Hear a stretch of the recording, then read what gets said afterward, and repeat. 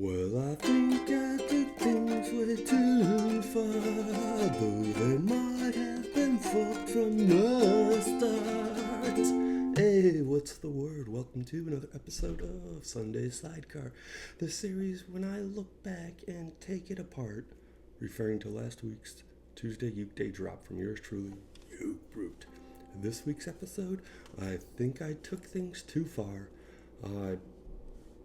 Also probably would have called this fucked from the start, but YouTube doesn't like it when you have fuck in the title, apparently. Even when you put a little asterisk instead of the U, like I did for fuck philosophy. Probably also doesn't help for that one that it was the title and then the very first line were also fuck philosophy. Whatever. Anyway, so this is, I think I took things too far, or I think I took things way too far. Fuck from the start.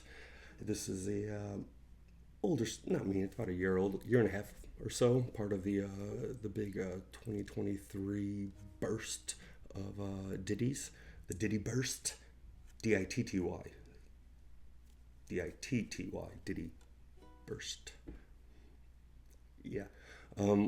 So this was but the so I just had the and I was actually looking up this chord and I can't find it. I thought it was some type of B, but apparently it's not. It's just it's the same finger shape as if it was a B sharp though, or B itself, but with your index and middle finger starting on the third fret. And then your ring finger on the second string, second fret, and pinky on the fourth or first string, fifth fret, whatever. But at first I just had and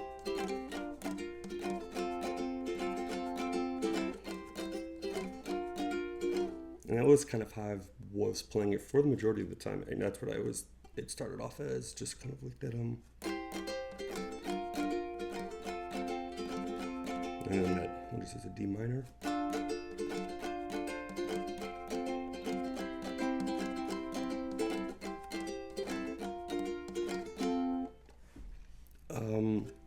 And that's how, even when I wrote it, I finished it once I had something that I was kind of satisfied with as a song, which is pretty much exactly how it is now, even with, the refrain. I ain't no go-getter, but I ain't no forgetter neither. I did not look up what these are. What is that? I don't know what those are. It's F. The CF thing that I do. Yeah. But anyways, yeah, just kind of had that whole thing down, and the inspiration for this song is actually I don't know what you want to call it, a prolonged argument, and prolonged and costly argument with the town I was living with at the time. And it arose, the incident arose during COVID lockdowns, kind of like when everything was closed, and for whatever reason, people from the town started going around. I've been living there in that spot for a while, and whatever reason they started going around and like ticketing everyone around town for landscaping violations. Everything was overgrown, and you got trim this, trim that, and if you didn't get it done, they were gonna, fine you. And I knew a bunch of people in this little, podunk town was they were getting hit with these violations for just like the silliest things. Another neighbor got like a dog tag violation, and like no one had ever heard of something like, or how they even knew what was going on.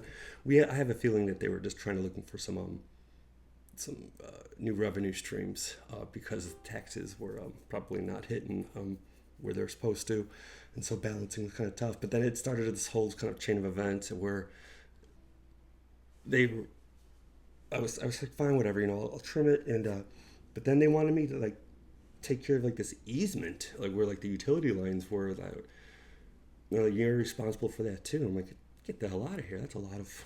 it was a lot of. It was the big, giant chunk of overgrown land. I'm like, it's not mine. The property line ends right here. And on the other side, there's like little industrial zoned area. It's not like light manufacturing, like shipping, or who knows what the hell they did. I don't know. But they even had like their fence there with like barbed wire, like on the other side of like the easement. And I don't take lightly this stuff. And so I got the plot, the survey, and I saw like there's clear space right there. And I was looking through all the different local ordinances and municipal code, and nothing was going on. Like there was no, I saw nowhere that said like, I was responsible for that, property upkeep on that easement. If I didn't notice some other problems, with the one spot, across the easement, they had like barbed wire that was illegal, whatever. But I kept going to like a little administrative court they had, and I was trying to fight it, and I was like, it was just one of those, I fought the law and the law won type of situation, and I was just kind of, I was dwelling on this for a while. It was because it quite a few hearings I had to go to, not to mention they were regularly back at my spot, like just in my backyard all the time, like looking to see the progress. So it was just a whole ordeal, and that's the whole song here, and it just kind of got me mad, and just lingered. You have to let it linger. Yes, I do. So that's the basis for the song. But so I had that whole thing down, and but wasn't I was playing this a while ago, maybe a few months ago, and I just accidentally, the best way to discover things, which is the best way to discover things, I did like delayed the slide on there.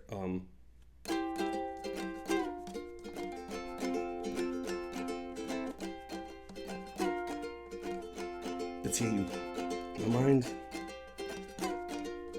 doesn't always hit it.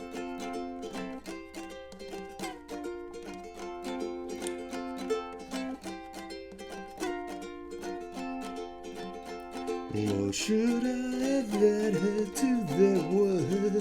Do not let them churn up my nerves.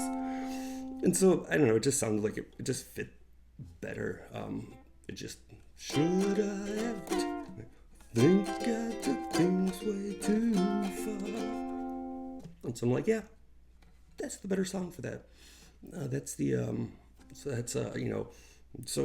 I may have taken things too far with the little administrative court. They didn't like that I was trying to introduce pictures of the town not keeping up their, public property. It was like, it's irrelevant, immaterial.